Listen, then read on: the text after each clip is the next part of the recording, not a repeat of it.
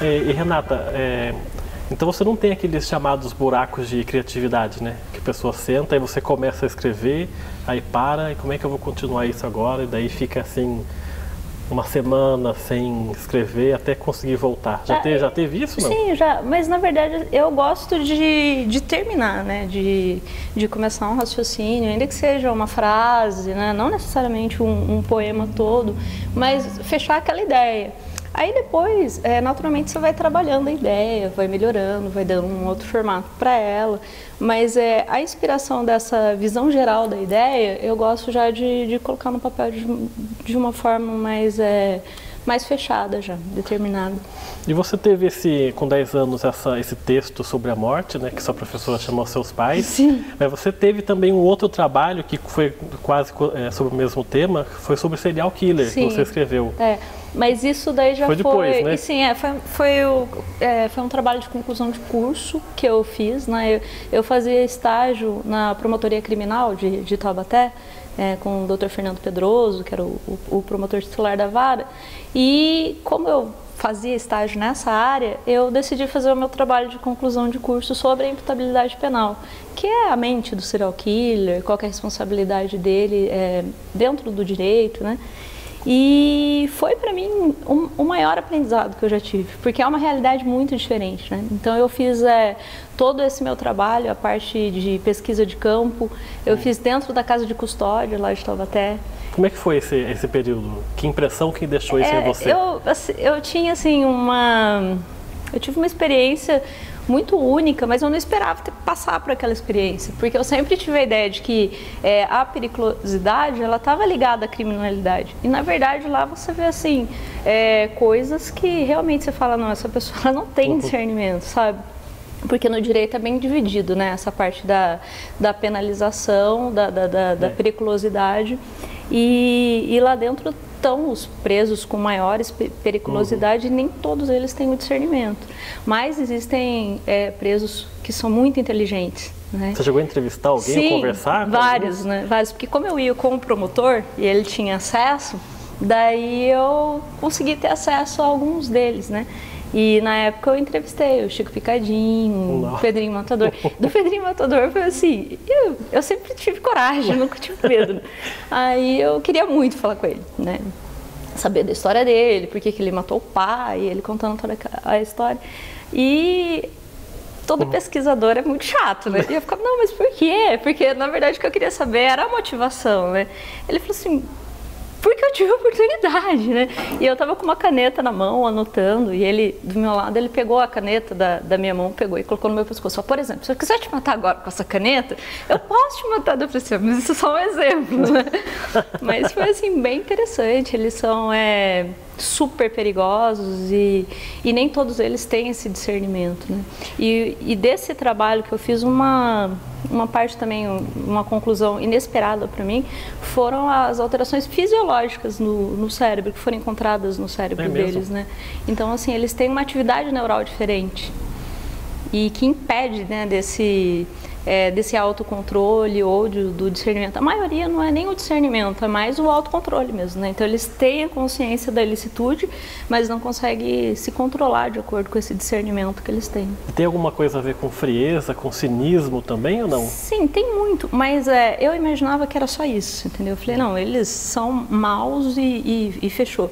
Mas, na verdade, eles têm uma deficiência assim, na área do cérebro, que é responsável por esse remorso que a gente tem, que naturalmente você não faz porque depois você vai ficar sensibilizado. Eles têm deficiência, têm alterações. Então, se você for pegar as imagens da atividade neural deles, você percebe assim, pela diferença da coloração que tem muita falha no lobo frontal, é bem diferente a atividade neural deles. Você falou que quando foi conversar com eles, você não teve, assim, foi corajosa, né?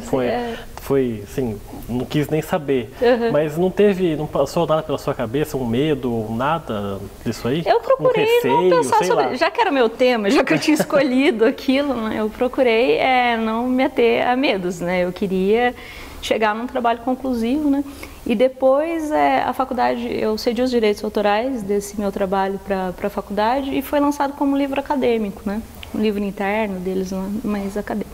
E teve algum que mais te impressionou, desses que você entrevistou? Em termos assim de periculosidade, o Pedrinho Matador, né? Ele é muito violento, Mas não na entrevista, né? Não, comigo não,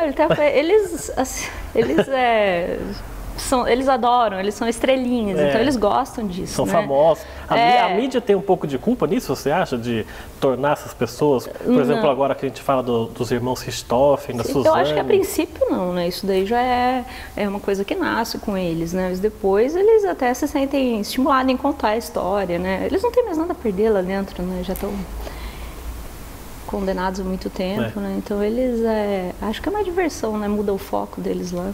E tem assim uma história lá que eu sou vegetariana, eu adoro contar isso nos churrascos lá de casa, que tinha uma história que teve um acidente de trem em Taubaté, isso no começo do século passado, né? E os corpos sumiram. Isso estava no inquérito, né? Eu não consegui entrevistar ninguém porque era muito antigo, mas eu estava acessando os inquéritos. E os corpos sumiram e todo mundo, né, preocupado com aquilo. E tinha um senhor que ele fazia carne de linguiça para vender. E um dia uma empregada foi comprar essa linguiça para fritar para as crianças e tinha um dedinho que não estava moído. Aí descobriram onde é que estavam os corpos que tinham sumido lá do trem. Então eu costumo contar sempre essa história lá nos churrascos. Né? E a sua história com o vegetarianismo vem desde criança, né? Sim, eu sou vegetariana desde eu comecei com 6 anos. Começa com um passarinho, né? Coisa assim, né? O franguinho que eu criava, que virou almoço, na verdade. Então eu sou vegetariana desde... Eu comecei, né? Assim, eu fui tirando aos poucos. Eu comecei a não comer carne de frango, né? Por conta desse franguinho. E depois, aí já não faz muito tempo, faz décadas, né, que eu não como mais nenhum tipo de carne. E esse assunto do serial killer, você também é fã de literatura desse tipo? Por exemplo, igual aquela escritora brasileira Ilana Casoy e Ana Beatriz Barbosa Silva? Eu acabei lendo muito por conta da monografia que eu estava escrevendo, né, do meu trabalho de conclusão de curso. Mas depois disso, o que me fascina, na verdade, é a mente humana. Tanto que eu tinha a intenção de fazer psicologia por isso, né? De conhecer essa...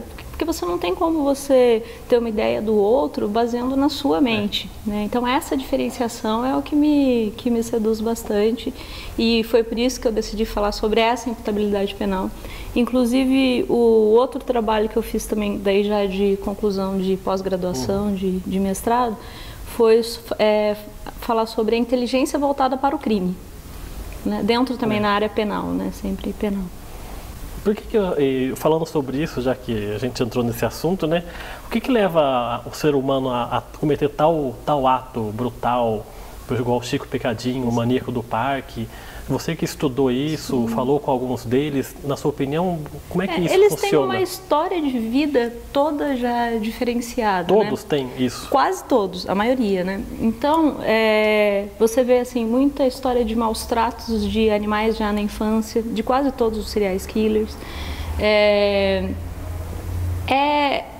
A história de vida deles sempre tem violência de família, é o pai que matou a mãe, então o filho vai revidar. Então eles vivem nesse mundo da criminalidade, né? Agora, existem outros também, mais esses, os americanos, que você olha e você fala, nossa, né? Você jamais diria que ele é um serial killer, né, olhando para ele. Mas quando você começa a estudar a fundo a história, você percebe que desde a infância já tinha essa história. Geralmente começa com maus tratos aos animais. E agora, falando sobre literatura, você disse que depois que você ganhou aquele concurso, a academia chamou você para fazer parte. Isso. E como é que é para você? Você aceitou de cara? Você já conhecia o trabalho da academia jacareense, não? Na verdade, eu fiquei insegura, porque eu não queria que ninguém lesse os meus escritos, né? Mas eu já participava de sarau da Academia de Letras, né? E eu fiquei muito contente com o convite e decidi que eu queria tentar, mesmo porque assim, não tinha nenhuma penalidade, se não desse certo eu poderia sair, né? E eu aceitei o convite, fiquei muito feliz, eu tenho bons amigos na Academia de Letras, né? Então, em 2010 eu tomei posse, ocupo a cadeira 24, Dr. Décio Moreira, e lá é o meu recanto, né? O meu território sagrado, onde eu posso... Ao mesmo tempo você e seu marido? Sim, justamente por causa do concurso, né? Nós dois participamos do mesmo concurso, em categorias diferentes, né? E a gente tomou posse no mesmo dia, no ano de 2010. E aí em 2015 você lança um livro, Entrelaçar das Almas, que é um livro de poesias. Isso.